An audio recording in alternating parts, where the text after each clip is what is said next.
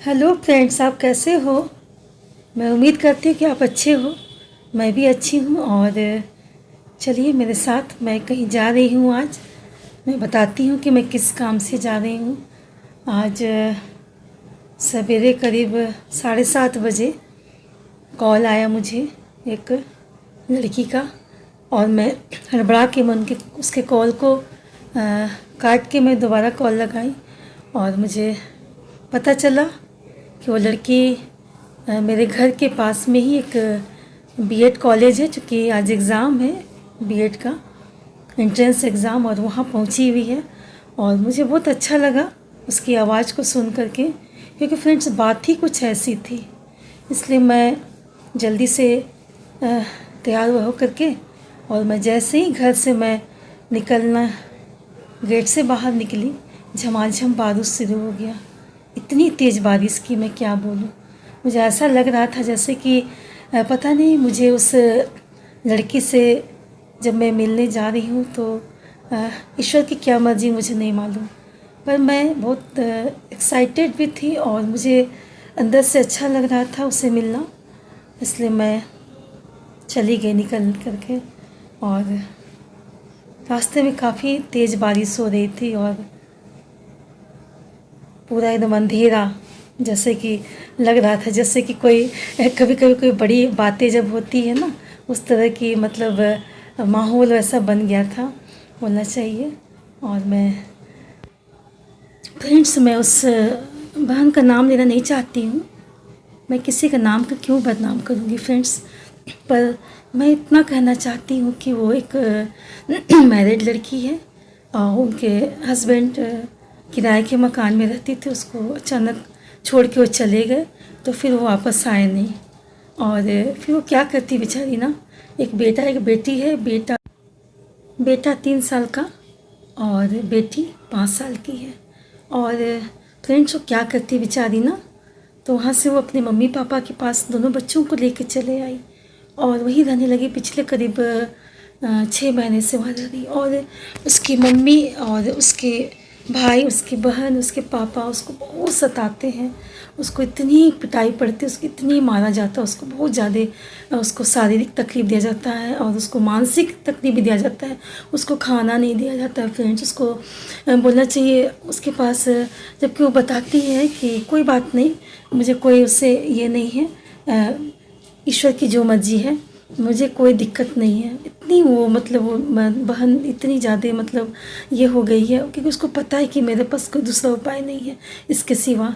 और वो फ्रेंड्स उसको इतना मारा जाता है कि उसका पूरा शरीर जो है ना, वो मार मार के उसको सुझा दिया गया है एकदम, जहाँ तहाँ उसका दाग पड़ गया है। और वो इतनी कमज़ोर हो गई, बहुत कमज़ोर हो गई है, क्योंकि चूँकि उसको खाना भी समय से नहीं मिलता है। कभी दिन भर में कभी 1 टाइम, कभी 2 टाइम, कभी वो भी नहीं मिलता है। तो हम लोग कभी कॉल करते हैं तो पूछते हैं कि तुम खाना खाई, तो बोलती कि कोई नहीं दीदी, कोई बात नहीं, नहीं खाए तो फास्टिंग मेरा हो जाएगा। वो यही करती है फ्रेंड्स। तो हम लोग को सुन के बहुत ख़राब लगता है फ्रेंड्स। मैं बताती हूँ वो मुझे कैसे वो मिली। एक मेरी फ्रेंड है, वो उन्होंने उसका नंबर मुझे दिया और बोली कि आप उसके लिए प्रे करिएगा, चूँकि उसकी स्थिति बहुत ख़राब है, उसको बहुत सताया जाता है। तो मैं वैसे करके उनसे मिली। और फ्रेंड पिछले 6 महीने में उससे इतना ज़्यादा अपनापन हो गया था, जैसे लगता था कि मैं उसको सामने देख रही हूँ, लेकिन चूँकि मैं उससे कहीं मिली नहीं थी।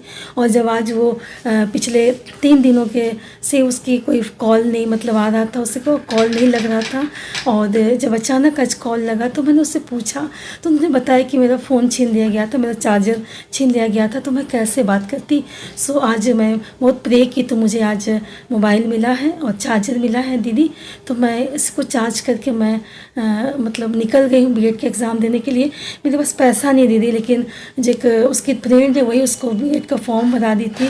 उसके पास आधार कार्ड नहीं था तो उसको आधार कार्ड उसको डुप्लीकेट निकाल दी थी और उसको मतलब जो एडमिट कार्ड है उसको डाउनलोड वो कर दी थी। और वो इस तरह से वो एग्ज़ाम देने के लिए, नया जगह था, उसको पता नहीं था। वो मुझसे पूछी कि कैसे कैसे आना है दिन, तो मैं उसको बताई कि कैसे आना है। और वो आई तो पता नहीं अचानक मेरे मन में ऐसी बातें आ गई, क्यों नहीं मैं जाकर उससे मिल लूँ।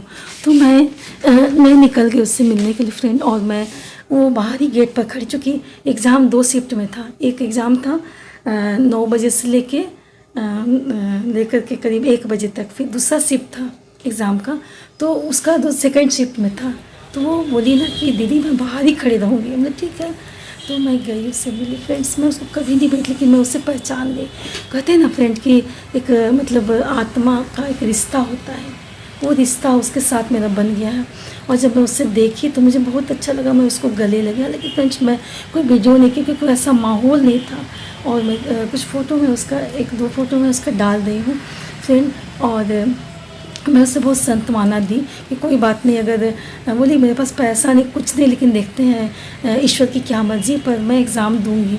मैं ठीक है ओके कोई नहीं तुम दो उसको। उसके लिए फिर मैं ऑल द बेस्ट उसको बोली। फिर उसको मतलब एग्ज़ामिनेशन हॉल में उसको गेट के अंदर एंट्री करके तब मैं वापस आई। फिर फ्रेंड मतलब ऐसे लोग होते हैं।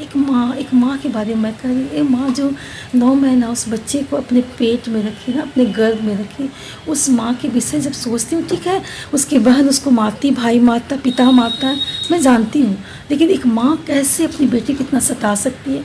जो बेटी आज बहुत दुख में रह रही, उसका पति ने उसको छोड़ के चला गया, उसके पास जीविका का कोई साधन नहीं है, उसके पास पैसे नहीं, घर नहीं, कुछ नहीं उसके पास में फ्रेंड्स।